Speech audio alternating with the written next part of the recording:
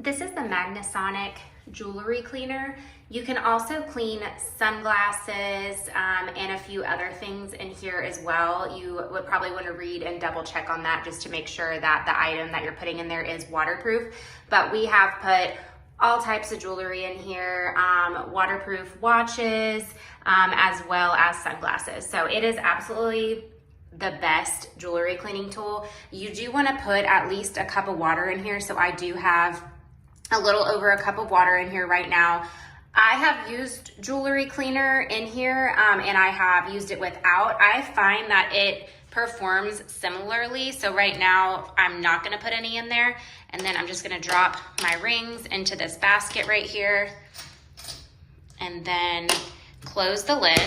And then it automatically will set to 180 seconds. You can click this set button right here and it'll add an extra 100 seconds every time you click it, but 180 seconds is plenty of time. So then you just start, and I'll actually but you can actually see the dirt cloud coming off of my jewelry right now.